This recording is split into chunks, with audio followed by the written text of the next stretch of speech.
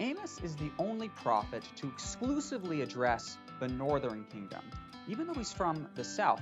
You see, outside of the oracles against the nations, there's only one little verse referencing Judah. It's chapter 6, verse 1, where it says, "Woe to you who are at ease in Zion." Besides that, the rest of the book is about or concerning Israel. And this is because the sins of Jeroboam the first king of Israel, his golden calf in Dan and Bethel, those sins were perpetuated down to Jeroboam the second and beyond, which all led and resulted to an early exile. Now, it makes sense then that the restoration of Israel would follow after the restoration of Judah. But more on that in a minute. First, we've got to return to the leg bone and the piece of an ear, which is Israel. You'll know what that means in a minute. You see, Israel in the north, they thought, hey, we're in a golden age, and you know what? We're better than all the nations around us. But chapter 9 is going to explicitly refute that claim. Yahweh asks these self-righteous Israelites, are you not like the Cushites to me, or like the Philistines?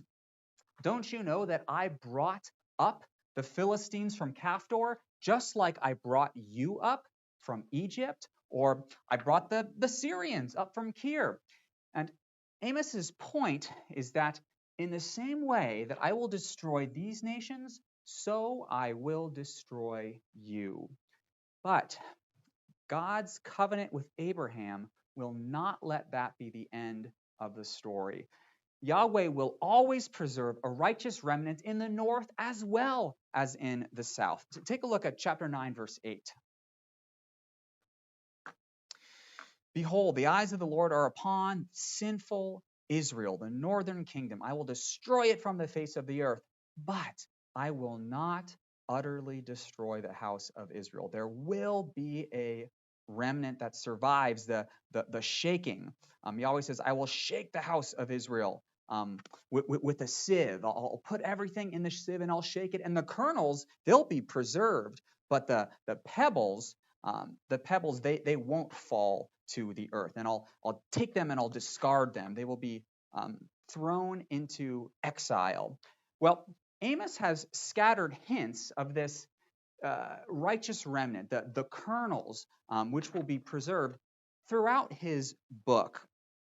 Take a look at this chart cataloging the righteous remnant in Israel.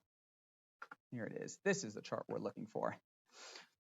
So look back at chapter 3. This is interesting. As the shepherd rescues from the mouth of the lion 2 legs or a piece of an ear, right? So shall the people of Israel be rescued. So this pictures a shepherd coming up on one of his sheep, which was just pretty much killed by the lion, and there's just like some little scraps that are left. And those scraps are here it is in chapter 5, the remnant of Joseph. Here we are. I will destroy them, but I will not utterly destroy them. Now, it is time for us to see the hope for that little piece of the ear, which is Israel. The day of the Lord, they're beginning to realize, is darkness for the enemies of Yahweh, but it is light for his own people, for his remnant. And therefore, here in verse 11 of chapter 9, possibly the most important verse in the whole book, it begins in that day, the day of Yahweh. And how does it continue? Let's look. Now that I've whetted your appetite, in that day I will raise up the booth of David that is fallen. What? Raise up, repair, raise up, rebuild David? Why are we talking about David? He's the king of Judah in the south. And this whole book has been about Israel in the north. What is going on? Well, God has promised. He promised that a seed of the woman would crush the head of the snake. And he promised that a seed of Abraham would bring blessing to all the families of the earth. And he promised that a seed of David would rule over a kingdom that would last forever. And he promised through the prophets that this kingdom would reunite the north and the south and extend over all the nations of the earth. I love the prophets. Let's look at how this theme of the reunification of the north and south is just prevalent throughout all of the prophetic literature in the Hebrew Bible. Let's go to that chart again. Yeah, that's one we're looking for. In that day, I will raise up the booth of David that is fallen. And that booth of David is the shoot which will come up from the stump of David. And look at how Isaiah is going to bring together Israel and Judah. You see, this shoot from the stump of David, he will assemble the banished of Israel, and he will gather the dispersed of Judah. And the jealousy of Ephraim, jealous over Judah, it will depart. And those who harass Judah, they will be cut off, because Ephraim, it won't be jealous of Judah anymore, and Judah won't harass Ephraim anymore. But rather, the house of Judah will join together with the house of Israel, and they'll all go to Jerusalem and they'll worship Yahweh together. It'll be amazing. David, a righteous branch, a righteous branch will be king over Israel and Judah. Let's see what's a good one to look at next. Let's go down to chapter 33 of the book of Jeremiah. Behold, the days are coming when I will fulfill the promise to Israel and to Judah, and in those days I will cause a righteous branch to spring up for David, that booth that is fallen. And this king will sit on the throne over the house of Israel in the north.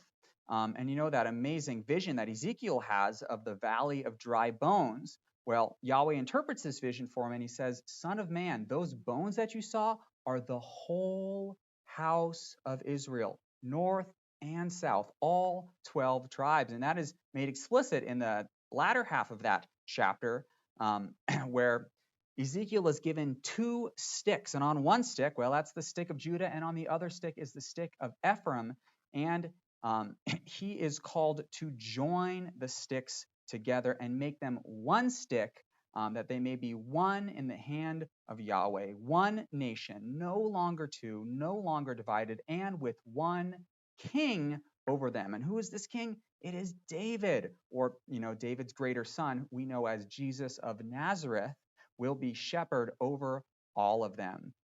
Book of Hosea, the children of Judah and the children of Israel will together appoint for themselves one head. And those children of Israel, the rebellious Israelites in the north, will seek Yahweh their God and David their king.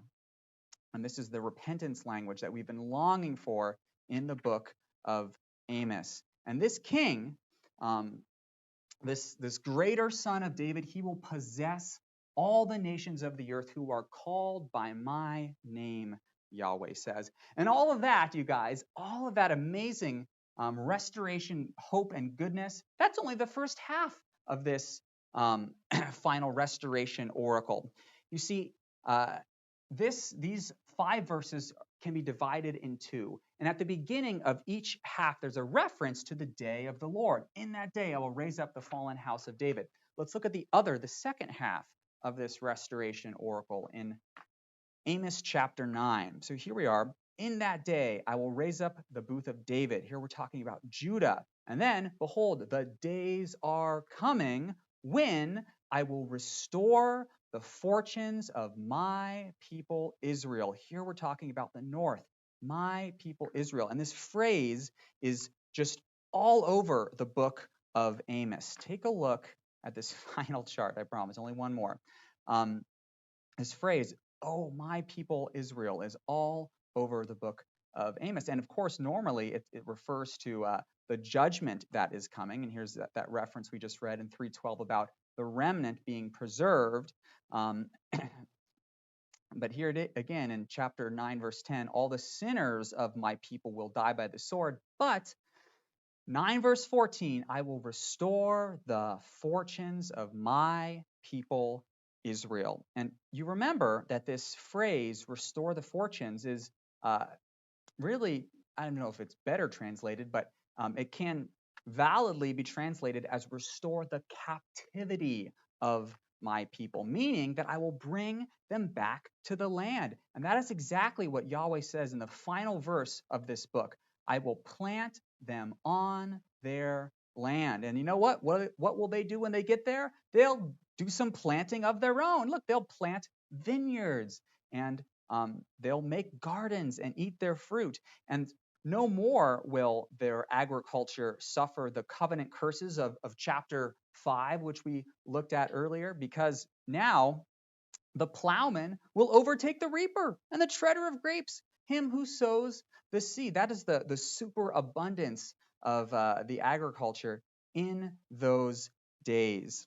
And finally, Israel and Judah together in the land will never again be uprooted from the land given to them by promise to Abraham, all the way back in Genesis chapter 12.